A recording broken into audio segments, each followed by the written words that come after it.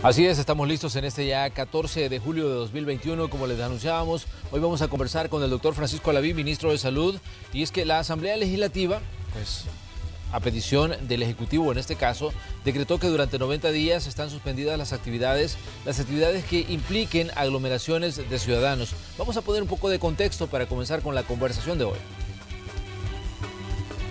El ministro de Salud, Francisco Alaví, pidió este martes a la Asamblea Legislativa prohibir durante 90 días las concentraciones públicas y privadas por el comportamiento del COVID-19, cuyos casos diarios se mantienen al alza en el país. Alaví señaló que la medida transitoria busca suspender conciertos, eventos deportivos abiertos al público y festejos patronales. Sin referirse al comportamiento del virus en el país en las últimas semanas, destacó que internacionalmente se encuentra creciente la pandemia. Añadió que la propuesta incluye sanciones penales y multas para quien no cumpla con la suspensión de las concentraciones. Esta mañana conversaremos sobre este y otros temas con el ministro de Salud, Francisco Alaví. Bienvenidos a la entrevista de Hechos AM.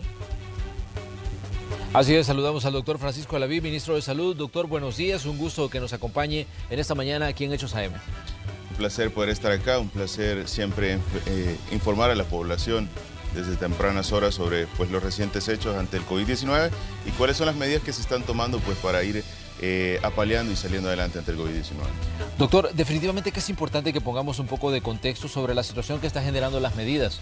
¿Cuál es la realidad que se tiene, por ejemplo, en el sistema hospitalario y ante la detección de nuevos contagios de esta enfermedad, de la COVID-19?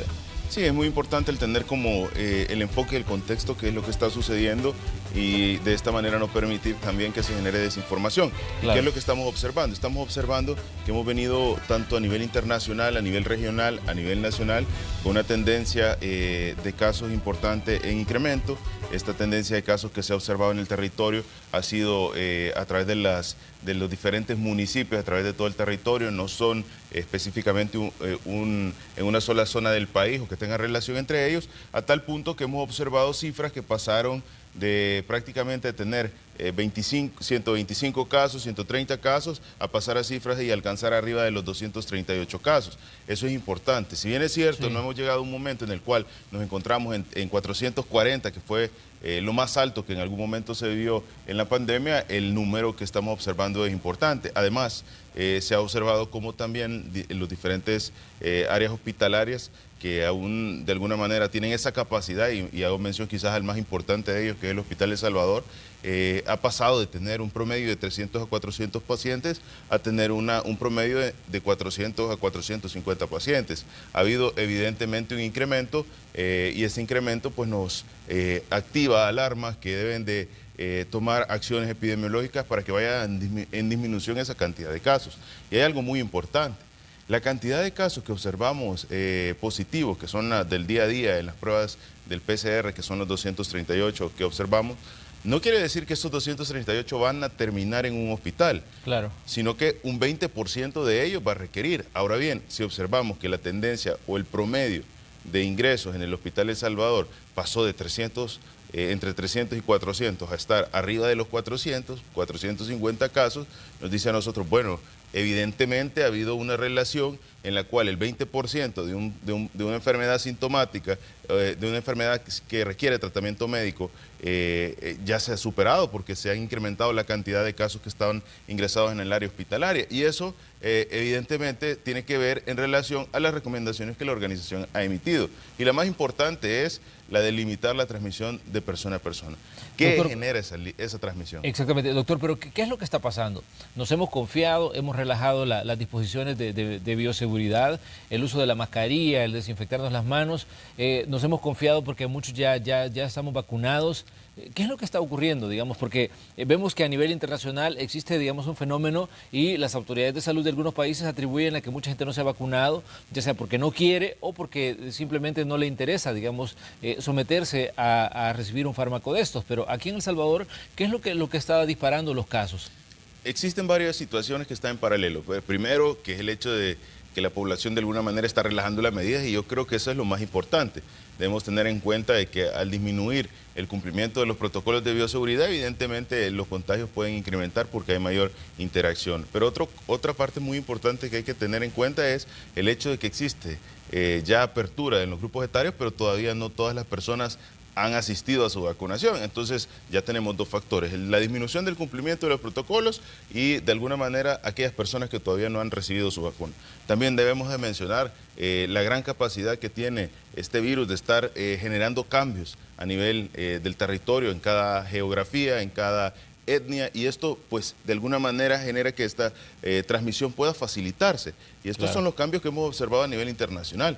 Al momento en el país no tenemos ciertas adaptaciones que son muy famosas en otros países, algunas ya están acá, pero debemos mencionar que no quiere decir que si no existe la adaptación que es famosa internacionalmente, no podamos tener una variante en el territorio que tenga facilidad en la transmisión. Entonces son varios factores los que se toman en cuenta para poder identificar por qué hemos observado que esta cantidad de casos ha aumentado. Pero la más importante es la que se relaciona al cumplimiento de las medidas y por supuesto a la disminución de la vacunación en un momento, bueno, no una disminución de la vacunación, sino que las personas o la población que en este momento ya tienen esa posibilidad no han asistido a su vacuna. Muy bien, doctor, se ha dicho respecto al tema de la variante Delta, que es, digamos, esa variante muy famosa a nivel global actualmente, porque la OMS ha dicho que ya está presente en 104 países y que se puede convertir de un momento a otro, o se está convirtiendo ya en la variante dominante de la COVID-19. Aquí en El Salvador pues ha habido algunas declaraciones en las que señalaban que ya podría estar circulando, pero usted nos dice de que esto no es así. En base a la evidencia que se tiene ahorita en el análisis y la identificación de las muestras, no tenemos evidencia que soporte el que se haya encontrado la variante Delta. Ahora bien, evidentemente, como repito, la variante Delta, al ser ampliamente descrita a nivel internacional, puede que sea muy famosa, pero eso no quiere decir que cada país no haya tenido una adaptación en ese virus, dada la geografía y dadas ciertas características, que tengan la misma facilidad de transmisión que la variante Delta. Por eso yo insisto mucho en que no debemos caer en la desinformación y en la alarma de ciertas acciones que se toman para poder generar polémica, cuando realmente la evidencia nos ha mencionado cómo cada país pues tiene esa característica de adaptarse. Al igual que está la variante Delta, está la variante que está en Brasil, está la variante de Reino Unido, está la variante de California, existe una serie de adaptaciones.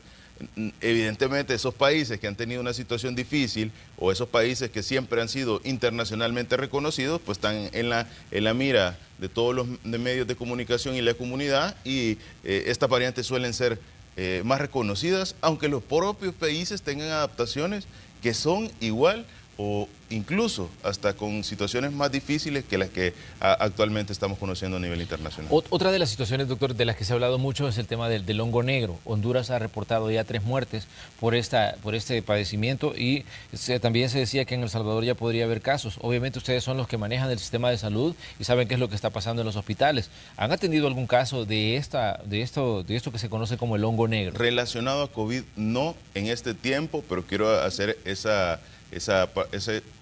compartir esa información con la población. El hongo negro, que es conocido y que es una mucormicosis, es algo que existe por años, es algo que ya se ha manejado anteriormente en todos los países. Claro. Y específicamente la colonización y la complicación a través de una infección por un hongo en los senos paranasales, en toda la parte frontal, que se condiciona en estados de inmunosupresión.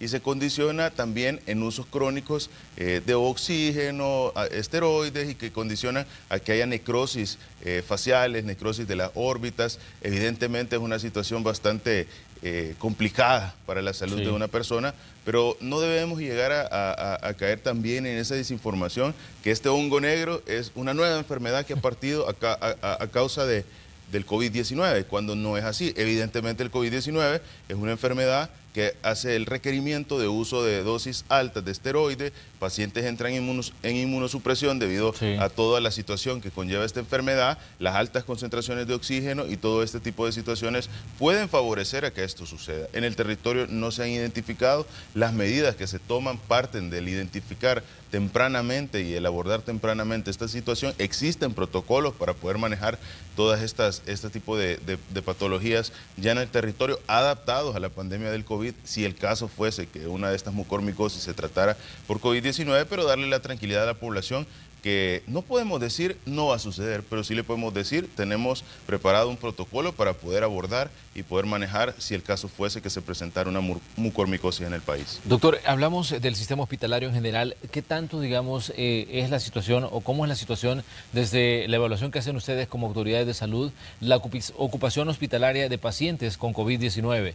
Porque sabemos que el Hospital El Salvador es como un punto de referencia, pero el resto de hospitales también están en esta lucha contra esta enfermedad. Sí, la situación del COVID en el país no es la misma que se inició cuando todos estábamos con poco conocimiento de la enfermedad, cuando no sabíamos mayor dato, cuando esta enfermedad nos demostró que era muy cambiante. Entonces, ¿y por qué tengo que profundizar en esto? Y es porque precisamente nosotros observamos cómo al inicio de la pandemia todos los hospitales se volvieron en un estado de atención ante la emergencia. Claro. ¿Y esto qué representaba? Que cada hospital tenía un área en la cual evaluaba al paciente ante la llegada, estabilizaba al paciente, si era necesario ingresaba al paciente, y posteriormente teníamos otros hospitales que también estaban atendiendo a la población en ese momento tan crítico de la pandemia. Claro. Pero ahora el orden, el funcionamiento, la estructura nos permite activar los hospitales en base a la necesidad que la emergencia represente. Ahora, ¿por qué traigo esto a mención? Porque precisamente en este momento el Hospital El Salvador está dando ese tratamiento tan importante como hospital de referencia. Eso quiere decir que nuestra capacidad todavía está dando ese respaldo para poder atender a todos los pacientes dentro del Hospital El Salvador. ¿Qué significa? ¿Que el Hospital El Salvador es como el principal centro de recepción de pacientes con COVID-19? Es correcto. Y toda la Red Nacional de Hospitales, si bien es cierto, continúan sus áreas para atender al paciente en la emergencia que lleva por un problema respiratorio, evalúa al paciente, estabiliza al paciente en cuestión de un par de horas y refiere al Hospital El Salvador. Eso nos permite que todos los pacientes en el marco de la atención al COVID-19 estén atendidos en el hospital. Y este hospital está teniendo una capacidad actualmente de un poco más de 450 casos, lo cual todavía nos da a nosotros la posibilidad de tener esa robustez para atender a la población en el Hospital El Salvador, que cuenta con más de 1000 camas. Ahora bien, esto no quiere decir que no vamos a tomar medidas ante la evidencia de que se están incrementando la cantidad de casos y que va congruente con la cantidad de ingresos hospitalarios por esta enfermedad respiratoria. Hay que tomar medidas y hay que tomar medidas que desde una base comiencen a generar esos cambios que disminuyen la cantidad de casos confirmados por día, y evidentemente eso se traduce en disminución de la cantidad de personas que ingresan a un área hospitalaria. Ahora, si existiese un caso en el cual el sistema de salud tenga que dar esa atención, nuevamente los hospitales se activan en estado de emergencia y los hospitales pueden asignar las áreas correspondientes para poder atender en ciertos hospitales, dependiéndose de la necesidad, los pacientes que requerirán atención ante el COVID. Evidentemente tenemos polos también, como claro, es el occidente y el oriente del país, que actualmente ante una situación de un paciente en estado muy delicado del COVID, atienden a pacientes porque el traslado desde la zona del oriente del país hasta el Hospital El Salvador podría representar una situación en la cual exista riesgo para el traslado de la persona. Entonces, lo que yo quiero decir es, existe una robustez en el sistema de salud. No tenemos un Hospital El Salvador con 1000 pacientes, tenemos un Hospital El Salvador que ha tenido un incremento en los ingresos, que va congruente con el incremento de los casos que estamos observando, que activa las alarmas del Ministerio de Salud, que evidentemente nos hace tomar medidas que vayan a limitar esa transmisión o esa facilidad que el virus tiene de generar complicaciones, pero sobre todo en un equilibrio en el que los salvadoreños, gracias al trabajo que han venido realizando, han obtenido poder de alguna manera estar lo más cercano a la normalidad con el cumplimiento de las normativas y que las medidas que se están tomando no queremos principalmente que afecten eso que los salvadoreños, pues gracias a todo el esfuerzo y el cumplimiento con anterioridad y al plan tan exitoso que ha sido el COVID-19 en el territorio, ha logrado obtener. Doctor, pero ¿quiénes son los que digamos, están pues siendo ingresados? Porque esa es una de las interrogantes respecto, ¿es población, digamos, mayor? ¿Es población en edad productiva? ¿Es población, digamos, que ya se vacunó? ¿Es población que no se ha vacunado todavía? ¿Quiénes son los que están enfermando y que están, en este caso, ameritando que se les ingrese y que se les dé atención en un centro hospitalario? Muy buena pregunta, y es precisamente, es población mayor. Es población mayor, es población entre 40 y 60 años que no ha recibido de alguna manera esa vacuna, aún estando en los grupos etarios que pueden recibir la vacuna. Es población que tiene características particulares de lo que hemos hablado con tanta continuidad, que son los grupos vulnerables, aquellas personas que tienen, si bien es cierto, 45 años, pero pueden tener una enfermedad crónica asociada como diabetes mellitus no controlada, hipertensión arterial, un problema pulmonar, son fumadores por más de 20 años, características muy particulares que hacen que el paciente pues no vaya a tener una buena evolución, o son personas que tienen 62, 63 años, que si bien es cierto, tal vez no tienen un comórbido, representa uno de los grupos vulnerables que hemos hablado con tanta pues continuidad y que todavía no ha recibido la vacuna. Eso es lo que observamos que ingresa al Hospital El Salvador, pero todavía me parece más alarmante aún, y creo que es un ejemplo mucho más claro, es el hecho de cuál es la característica de las personas que estamos observando en las letalidades en el día a día. Claro. Solo el día de ayer pues se reportaban 7 casos de fallecidos a causa del COVID-19, y me parece muy importante el mencionar de estos 7 casos, ¿cuál es la característica encontrada en común? Que no están vacunadas las personas, que tienen esa posibilidad de asistir a la vacunación, de estar protegidos, pero no se fueron a vacunar. Por eso queremos reiterar, primero, el agradecimiento a la población que ya se vacunó, el felicitar a la población que ya se vacunó, porque es una muestra de compromiso, de esfuerzo, de amor por el prójimo que han tenido, primero por su salud y por la salud de las personas cercanas, y por supuesto de esta manera apoyar a salir adelante al país. Amerita una felicitación y qué bien, y yo lo mencionaba ayer, pasaba frente al megacentro de vacunación y veía a los jóvenes salir contentos con su carta de vacunación. Entonces es un ejemplo que le está dando la población joven. Y en segundo, hacer un llamado a aquella población que pertenece a los grupos etarios vulnerables y que han tenido a disposición el poder irse a vacunar con una facilidad increíble. En menos de 3 días usted puede conseguir una cita y no lo ha hecho. Llamar a la conciencia de esta población a que asista, a que se vacune. Es lo más importante en este momento, porque puede ser lo que haga la diferencia entre el tener una enfermedad y poder salir adelante, o desarrollar una enfermedad que pueda quitarle esa oportunidad de seguir conviviendo con los familiares más cercanos. Doctor, hay mucha gente que dice, bueno, pero es que la vacuna me voy a enfermar, me va a dar síntomas en algunas ocasiones graves, esto me puede poner en riesgo la salud. Definitivamente que esto es un tipo de cosas que están en el día a día de mucha gente, y también hay mucha gente que le tiene miedo incluso a una inyección, por muy simple que sea, ¿no? Entonces, ¿qué decirle a ese ciudadano que de pronto pues es como un tanto reacio a buscar la atención médica cuando pues está tal vez en una condición estable de salud, que su organismo puede perfectamente pues salir adelante sin mayor problema que, digamos, si se enferma de COVID, ¿no? Es correcto. Primero decirle a la población, la vacunación es un proceso que se ha hecho por años, es un proceso seguro, que está avalado por todos los organismos correspondientes. Hemos observado cómo la aplicación en el país nos ha demostrado lo seguro que es todo este proceso, y más en el cumplimiento como el país ha establecido con todos esos lineamientos. Esta vacuna puede hacer la diferencia entre que usted pueda seguir compartiendo con su familia o no. La verdad, no debemos caer en la desinformación que han generado ciertos sectores en las que dicen, no, es que esta vacuna le va a caer mal, o esta vacuna es un chip, o esta vacuna es ciertas condiciones que pueden venir en contra de la población, cuando realmente esta vacuna es un biológico que lo va a proteger ante la enfermedad. Y sobre todo el comprender que esta situación sanitaria de salud, o sea, el COVID es una situación grave, una situación que a usted lo puede hacer ingresar en un hospital a recibir tratamiento, dejar de respirar por sus propios medios y tener que utilizar una ventilación o un tubo para que usted de esa manera reciba oxígeno. Es tan delicado como eso. Incluso yo podría decirle que la mayoría de pacientes que han tenido una complicación a causa del COVID-19 pensaron en su momento que quizás no les iba a pasar nada ante el COVID, que pensaron en su momento que eran inmunes ante el COVID porque había pasado un tiempo y no habían tenido una complicación. Muchas personas piensan así, pero usted puede hacer y tomar una decisión importante en su vida, y en este momento sería el recibir la vacuna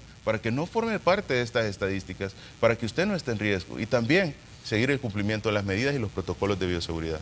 Otra cosa que se da, doctor, mucha gente buscando marcas de vacunas en específico, porque definitivamente que esto ha estado ocurriendo, e incluso averiguando dónde están poniendo X o Y vacuna. ¿Qué decirle al ciudadano que de pronto pues le ve de menos el hecho de, por ejemplo, que le hayan puesto una vacuna china, o que digan la vacuna china pues no me va a, digamos, a sacar bien librado como lo puede hacer otra de calidad americana o europea? Primero que nada, no caigamos en la desinformación. Yo creo que es muy importante esta pregunta y debemos comprender que todas las vacunas actualmente ya tienen el aval correspondiente para poder aplicarse, y estos avales correspondientes garantizan que usted al recibir la vacuna no se va a complicar.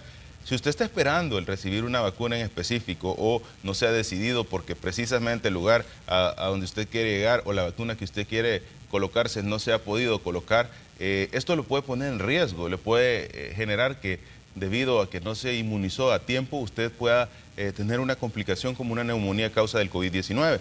Entonces, llamarle a la población a tener la confianza, en primer lugar. En segundo lugar, creo que no debemos menospreciar ninguna de las vacunas. Existe evidencia de soporte de cada una de ellas. Yo podría mencionarles como un ejemplo el hecho de que yo he recibido la vacuna de Sinovac, la vacuna chinita, que todos de alguna manera puedan tenerle, o que ciertos sectores han tratado de disminuir su credibilidad, y realmente es una vacuna que protege. ¿Qué mejor ejemplo que todo el personal de salud que nos encontramos en el día a día trabajando en todas las áreas, que hemos estado visitando en los diferentes lugares, hemos estado dentro del Hospital El Salvador, dentro de todas las UCIs, y al momento, gracias a la protección que ha generado esta vacuna, por lo menos en mi experiencia, no ha desarrollado la enfermedad. Entonces, ¿pero qué sucede? Estoy protegido, me coloqué esa vacuna que tiene los avales correspondientes.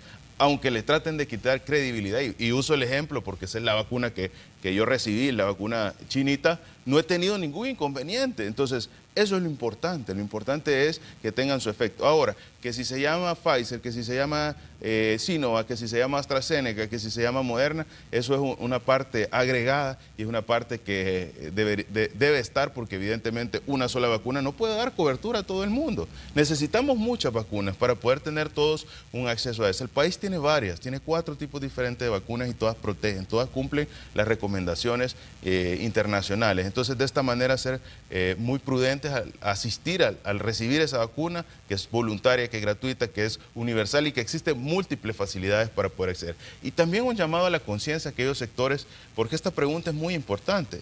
Es cierto, existen pacientes que no se han vacunado porque quieren recibir específicamente una vacuna, pero también hemos observado profesionales de la salud bien identificados que han estado generando en la población y que deberían de tener esa responsabilidad que representa ser un profesional de la salud, y una responsabilidad doble cuando es ser un profesional de la salud que puede emitir opiniones a nivel nacional a través de comunicación en medios informativos. Es una irresponsabilidad que estemos generando un tipo de comentarios que puedan hacer esa percepción de la población en que, bueno, no me voy a vacunar porque tengo que recibir esa vacuna.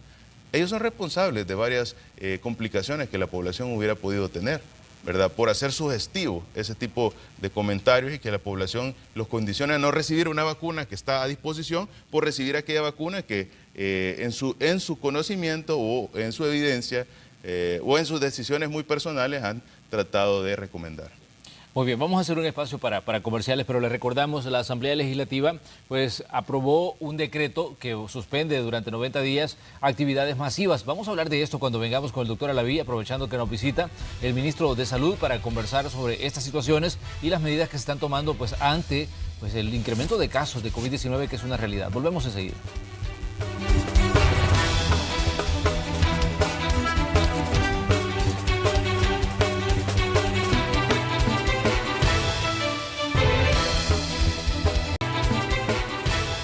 Esta mañana de día miércoles estamos conversando con el ministro de Salud, el doctor Francisco Alaví, aquí en Hechos AM, con información importante que usted debe conocer sobre la lucha contra la pandemia de la COVID-19. Doctor, ayer la Asamblea Legislativa le daba luz verde a un decreto que suspende durante 90 días las actividades de carácter masivo. Me gustaría que usted le explicara a los ciudadanos lo que implica este decreto, por qué cómo se fundamenta esta decisión del Ejecutivo de solicitar que se avale este tipo de medidas en la situación en la que está el país en este momento a nivel sanitario. Sí, primero que nada esto obedece a que estas actividades que están bien definidas en el artículo 1 de esta ley transitoria por 90 días son actividades que pues evidentemente generan con una facilidad el transmitirse la enfermedad de persona a persona. Claro. Parte de eso el hecho de implementar esta estrategia y por supuesto con esto estamos garantizando que la población pues pueda tener esa seguridad de limitar esa transmisión de persona a persona, que son las recomendaciones que la Organización Mundial de la Salud ha emitido y que todos científicamente en base a la evidencia conocemos. Ahora, ¿a qué se refiere este artículo número 1? Específicamente se requiere a suspender por 90 días, a partir de la vigencia de publicación de este decreto, toda concentración de personas de carácter tanto público o privado en relación a actividades bien específicas, conciertos, actividades deportivas abiertas al público, también festividades patronales y lo relacionado a actividades como son los mítines. Entonces, estas 4 actividades que están bien descritas, que los podemos enumerar: conciertos, actividades deportivas abiertas al público, eso quiere decir actividades deportivas que se generan en los estadios, que se generan con aglomeraciones importantes de personas, igual los conciertos que se generan con aglomeraciones importantes de personas, fiestas patronales.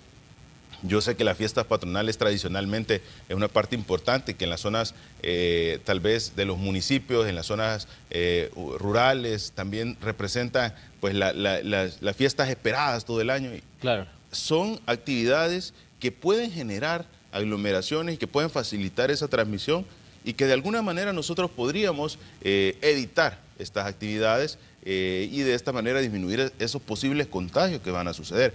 Eso es lo que implica esta ley y precisamente también especifica en una parte que todas las demás actividades que no están contempladas en estos 4 que acabo de mencionar, que es el artículo 1, hacen de uso obligatorio de la mascarilla. ¿Y eso qué quiere decir? Si no se trata de un concierto, si no se trata de una actividad deportiva abierta al público, si no se trata de una fiesta patronal, si no se trata de un meeting, todo lo demás continúa realizándose con el cumplimiento y el uso obligatorio de la mascarilla. Eso nos permite tomar las medidas correspondientes para limitar esa transmisión que puede existir, lo que hemos observado en actividades como fiestas patronales, como actividades deportivas, y nos permite mantener un equilibrio de lo que ya la población ha venido alcanzando gracias al cumplimiento, al protocolo que hemos experimentado anteriormente. Porque que El Salvador tenga una apertura económica, una apertura a las actividades cotidianas como las que estamos observando ahorita,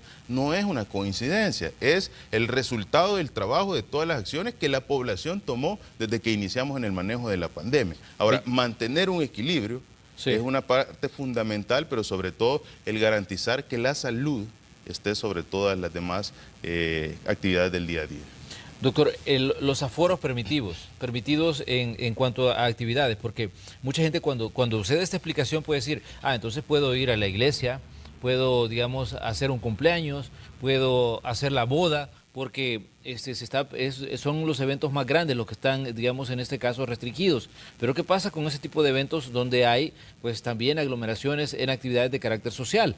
Todas las demás actividades que no estén comprendidas en el artículo 1, que son los que ya mencionamos, pueden realizarse con el cumplimiento obligatorio del uso de la mascarilla. Debemos comprender que son medidas importantes que se están tomando, específicamente en esas.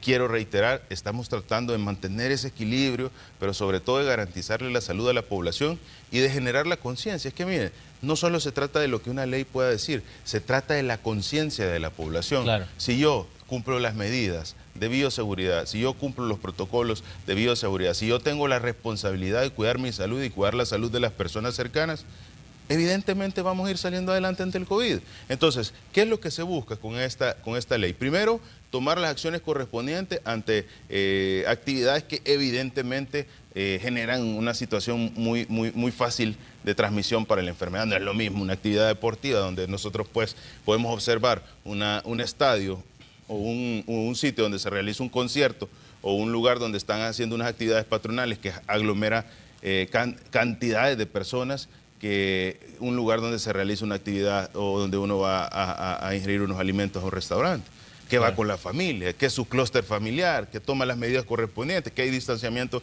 entre una mesa y otra. Entonces, esas son las actividades o las diferencias que debemos de reconocer y, por supuesto, el artículo 1 es muy claro, son actividades deportivas exclusivamente abiertas al público. ¿Esto qué quiere decir? Que vamos a continuar con la actividad deportiva. Lo único que la actividad deportiva se va a realizar, se va a transmitir a través de todos los medios digitales que todos conocemos. La mayoría de salvadoreños ha disfrutado del deporte nacional a través de los canales de comunicación que son tan precisos y que comunican de manera responsable la información, y también de alguna manera lo hemos visto a través de redes sociales, a través del internet, a través de múltiples. Sabemos que son partes fundamentales del día a día de El Salvador, pero lo que estamos realizando es el disminuir esas actividades abiertas al público o suspender por 90 días transitoriamente estas actividades abiertas al público que generan aglomeraciones importantes. Al igual en el tema de los conciertos. Bueno, en la pandemia se puso bastante de moda que los conciertos y las actividades continuaban vía digital, vía Zoom. Entonces creo que en este momento en el que la pandemia puede hacer la diferencia en el resto de su vida. ¿Y a qué me refiero? Es que puede hacer la diferencia en que usted ya no pueda seguir celebrando cumpleaños o navidades o festividades con sus personas cercanas, con sus padres, con sus abuelos, con sus hermanos, con las personas que pudieran llegarse a ver afectados. En este momento lo mejor es que continuemos cumpliendo la normativa y que alcancemos a hacer lo humanamente posible por salir adelante ante el COVID. Doctor, le pregunto cosas que aunque usted ya las dijo claras, pues hay ciudadanos que tienen dudas. Alguien me pregunta aquí en redes sociales y dice, ¿los circos podrán trabajar? Es muy importante porque hay una infinidad de actividades, ¿verdad?, que podrían considerarse muy en particular y que dirán, bueno, pero no es un concierto, ¿verdad?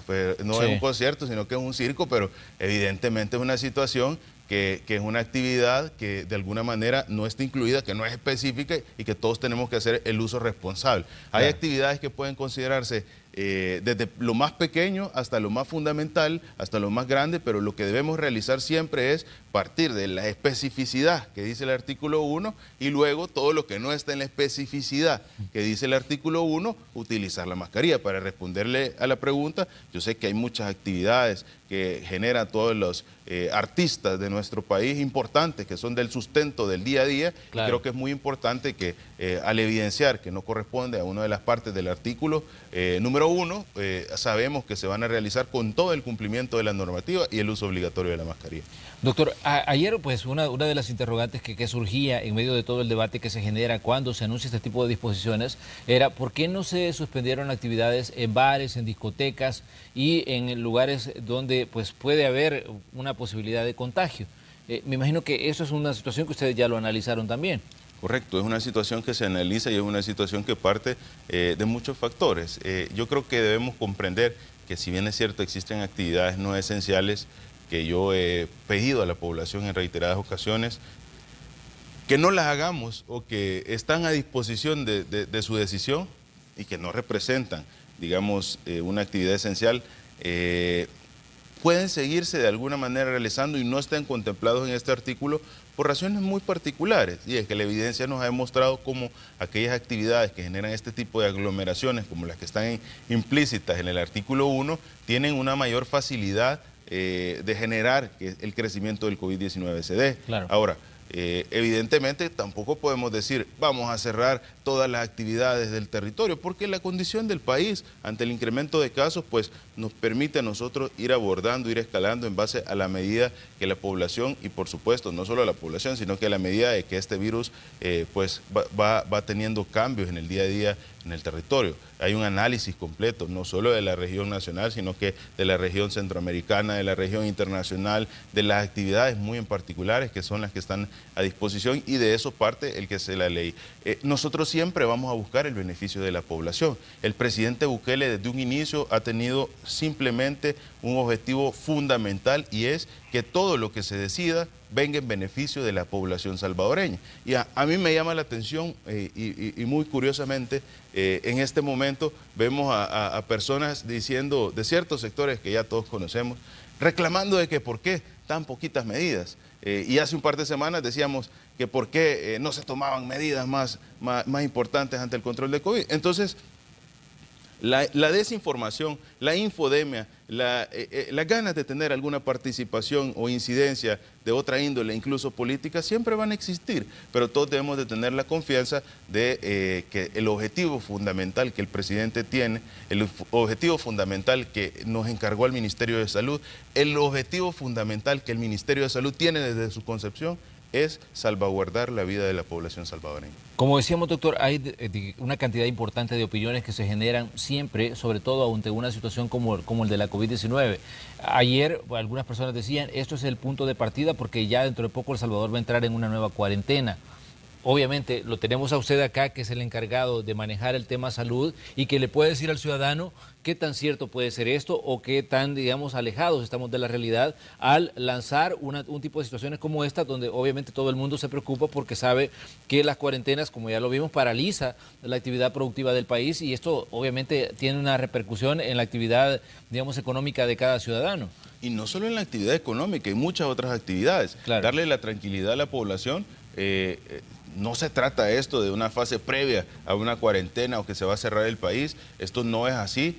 Yo creo que he sido muy enfático en decir las medidas se van a tomar en base a la necesidad, no en base a una decisión propia, sino que en base a la necesidad de lo que amerita esta pandemia. Específicamente tenemos todo un equipo liderado a través del presidente Bukele que está buscando que cada una de las situaciones de salud que se están teniendo en el territorio no generen complicaciones para la población. O sea, evidentemente si lo que se buscara fuera cerrar el país, o generar una cuarentena, ya se hubiera tomado la decisión de generar una cuarentena, pero esa no es la indicación. Estamos haciendo el análisis a profundidad de todas aquellas actividades que en este momento son prioritarias no realizar, y estos son a través del decreto que ustedes están observando, que valga la aclaración, es transitorio por 90 días y esto nos permite a nosotros observar cómo evoluciona con este periodo de tiempo y si en este periodo de tiempo la cantidad de casos disminuye, el cumplimiento de la normativa, los salvadoreños acuden a la vacunación y todos los datos que nosotros observamos disminuyen, pues nuevamente volvemos a ir retomando las actividades y el decreto temporal pues ya no continúa. Ahora bien, evidentemente tampoco le puedo decir yo a la población, no va a suceder nunca, porque claro, esto parte de la cantidad de casos que se están observando. Si los casos continúan en incremento, si el uso de cama hospitalaria continúa llenándose, si ya no tenemos capacidad para poder atender, que esperamos que esto sea la última opción, pues tomamos las medidas correspondientes en el momento correspondiente para que esta situación pues no venga a afectar al país. Esto no se trata de algún plan que ya exista para tomar las medidas. Esto se trata de lo que el día a día de esta pandemia y su incidencia en el país nos va generando, en base a cómo va creciendo el COVID en el territorio, a cómo son los casos que estamos observando, a múltiples factores y el análisis, se toman decisiones. No es que ya están predestinadas, para tal fecha vamos a decidir tal cosa, no. La enfermedad nos ha demostrado esa variabilidad. Darle la confianza a la población de que esto no es una antesala ante un cierre, es una decisión ante una evidencia de crecimiento de casos. Es muy importante que nos comprometamos aquellas personas que no hemos recibido la vacuna, porque si las personas que no han recibido la vacuna se vacunan, evidentemente esa es la manera más rápida de poder llegar a alcanzar el objetivo, que es disminuir los efectos negativos de la pandemia, disminuir los ingresos graves, disminuir las personas que se mueren a causa del COVID-19. Entonces, si nosotros cumplimos con esa normativa, si nosotros practicamos los protocolos de bioseguridad, si nosotros cumplimos todas las normativas existentes, incluido el decreto transitorio, pues nosotros lo que vamos a tener es una evolución de la pandemia favorable para los salvadoreños y evidentemente más rápido para poder salir y recuperar nuestras actividades cotidianas. Una de las interrogantes que surgían ayer era, por ejemplo, las actividades deportivas. El INDES estaba anunciando que se iban a desarrollar todos los encuentros deportivos, pero sin público. Esto significa que la actividad deportiva va a continuar. Y otros preguntaban, ¿por qué no se hace y se permite el ingreso nada más a personas vacunadas como se está haciendo en otras partes del mundo? Que todos tenemos un carnet de vacunación, los que ya recibimos la primera o la segunda dosis, y decir, ¿por qué no se permite el ingreso a estas personas que digan, mire, yo tengo mi carnet acá, ya puedo pasar, digamos, a la actividad deportiva?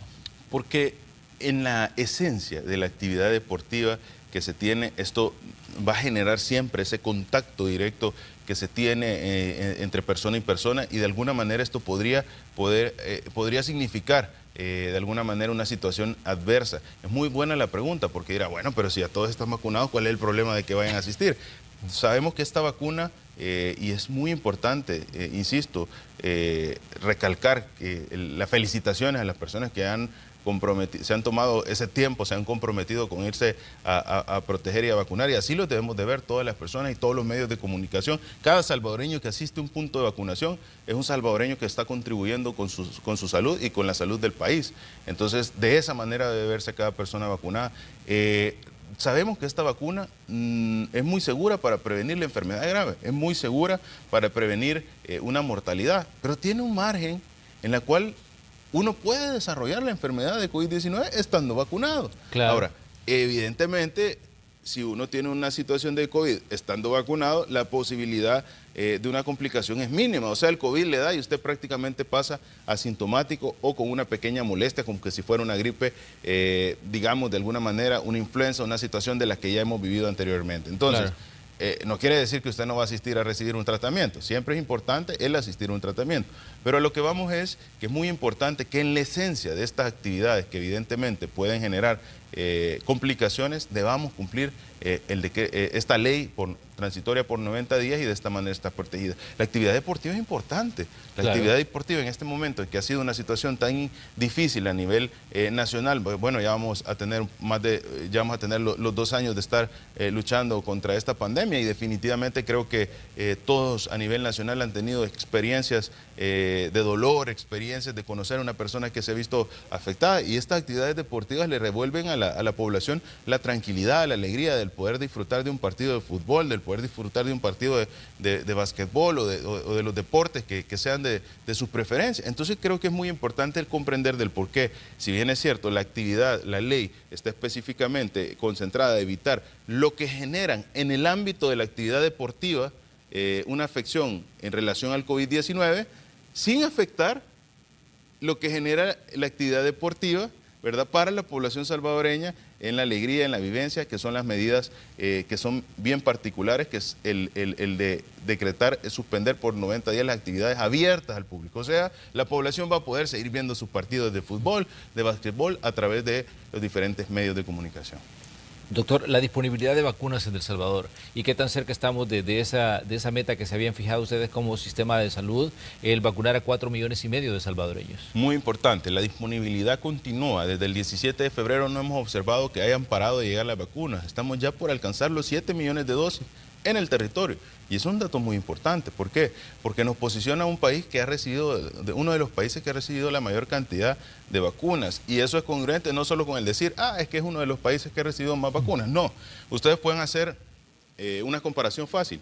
Somos uno de los pocos países que tiene habilitados todos los grupos etarios. Entonces coincide con el hecho de que hemos recibido bastantes vacunas. Y ahora, ¿qué tiene de trascendente esto? Que en la medida nosotros tenemos el biológico, un proceso de vacunación, toda una facilidad para poder acceder a autoservicios, puntos de vacunación, megacentro de vacunación. Si usted está en un lugar lejano y le cuesta salir, el promotor de salud llega a vacunarlo. Todo esto tiene un objetivo, y es alcanzar en el menor tiempo posible a la población inmunizada. Evidentemente también dentro de los principios fundamentales de la estrategia de vacunación estaba el ser voluntario. Por eso le llamamos a la población, ¿verdad?, a que se sume.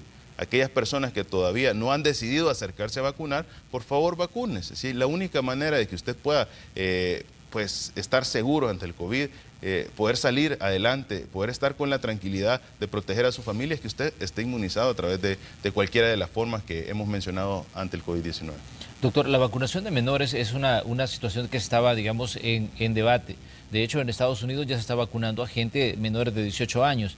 En el caso de El Salvador, se nos decía, eso depende de muchos estudios que se tienen que hacer, pero, digamos, ¿Ya hay una decisión o todavía están evaluando? Todavía se está evaluando la evidencia. No es que los estudios se tengan que realizar ahorita, sino que ya son estudios que vienen realizándose de varios meses atrás y que la evidencia científica nos va a dar el soporte. Ya existe evidencia científica. Ahora bien, entre más evidencia científica tengamos antes de tomar una decisión, pues la decisión va a ser con mucho más beneficio para la población. Y bueno, y dirá, pero si ya existe la evidencia, si ya otros países lo están haciendo, ¿por qué no tomamos la misma decisión? Pues yo les digo, evidentemente vamos a seguir la recomendación o el pilar o la columna fundamental de la vacunación que lo emitieron las organizaciones correspondientes, y es la priorización de aquellas personas que deben recibir primero la vacuna. Y dentro de la priorización de las personas que deben de recibir la vacuna son aquellos grupos vulnerables. En este momento acabamos de aperturar el grupo etario de 18 años, tenemos todos los grupos etarios abiertos a la población para que puedan recibir esta vacuna, y debemos poder tener mayor alcance o cobertura, o la población debe generar esa conciencia de ir a vacunarse, y esto nos da el tiempo necesario para que haya más evidencia de soporte. Ahora, ¿el país está preparado ante la situación que existiese una necesidad de vacunar a los menores de edad? Sí. Hemos tomado toda la planificación necesaria para que, al igual que el año pasado, a mediados de año, estuvimos viendo con las farmacéuticas el poder tener la vacuna en el país, y que cuando salió la vacuna ya El Salvador estaba listo para poder recibir porque había hecho su trabajo y no se tuvo que esperar, como hay otros países que en este momento todavía no han recibido vacuna, o que hubiera sucedido lo que ciertos participantes de la coyuntura política en el país decían, que las vacunas iban a llegar hasta el 2022, creo. Sí. Definitivamente también nos hemos preparado ante la situación que la evidencia científica nos demuestre que hay que abordar a los grupos menores de 18 años. Entonces, darle la tranquilidad a la población. Hay muchos salvadoreños que son tan conscientes, que han recibido oportunamente su vacuna, y que quisiera que su hijo menor de 18 años vaya y asista a recibir su vacuna. Pero también debemos comprender que hay un buen porcentaje que tenemos que generar esa conciencia colectiva de que asista a vacunarse, y que de esta manera también su niño, de la persona que sí se ha vacunado, se va a ver beneficiado, porque entre más salvadoreños hayan recibido la vacuna, más salvadoreños, o sea, los salvadoreños vamos a estar en un país más seguro ante el COVID-19. Esto sí, eso es importante, porque decíamos, hay muchas dudas respecto a lo que los ciudadanos piensan de lo que está ocurriendo. También sabemos que en el mundo se está debatiendo el tema de la tercera dosis, y mucha gente dice, bueno, ¿será que nos van a poner una tercera dosis? Le pregunto a usted, doctor, para que le aclare, digamos, a esa persona que tal vez ya recibió, ya completó su esquema de vacunación y ahora está pensando que se pueda tener que poner una tercera dosis. A mí no me gusta dar recomendaciones que no tengan un sustento completo, no me gusta ser impreciso. Lo que sí le puedo decir a la población es que existe actualmente muchos estudios que están verificando si es necesario un booster, una tercera dosis o un refuerzo, y que varios de estos estudios hacen sugestivo que esto va a suceder, que el aplicar una tercera dosis incrementa incluso en algunos estudios hasta 10 veces más la inmunidad. Entonces, todo esto está en análisis, y al tener en ese momento la solidez de la evidencia científica, pues vamos a tomar las acciones correspondientes en base a lo que la evidencia recomienda. Pero yo les voy a dar un ejemplo bien básico. Claro. Hablábamos que nuestro grupo poblacional eran 4.5 millones de salvadoreños la meta. Y partiendo de esa meta, nosotros tendríamos que tener en el territorio, para poder cumplir esa meta, 9 millones de dosis.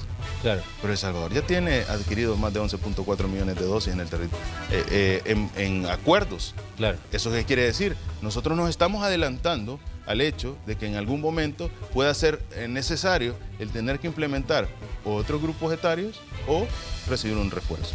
Esto nos permite tener visualizada la población salvadoreña, que no nos hemos quedado sin analizar todas las posibilidades en el marco de esta estrategia tan importante que es la vacunación. Muy bien, doctor, le queremos agradecer como siempre, pues, que nos visite aquí en Hechos AM para darle la información en directo y las opiniones y evaluaciones de su persona respecto a lo que está ocurriendo con la pandemia de COVID-19. Le agradecemos como siempre, doctor, y esperamos tenerlo pronto por acá, conversando siempre sobre la evolución de esta emergencia sanitaria que no ha terminado. De hecho, estamos por llegar a un año de que se abrió la economía. El 24 de agosto del año 2020 se abren las actividades económicas luego del periodo de pandemia.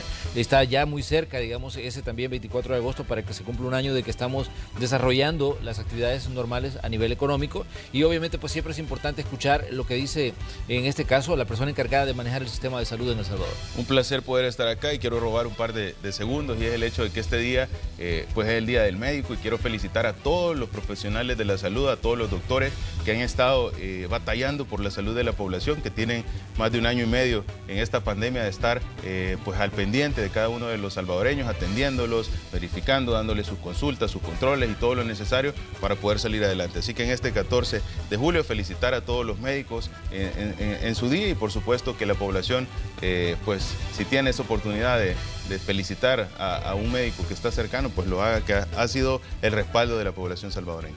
Así es, gracias doctor, felicidades también para usted, que sabemos que es médico, y también para todas las personas que están trabajando en el sistema de salud, ya sea público o privado, pues felicidades y gracias por esa gran labor que desarrollan todos los días. Con esto nos vamos a una pausa y volvemos enseguida con más de Noticiero Hechos.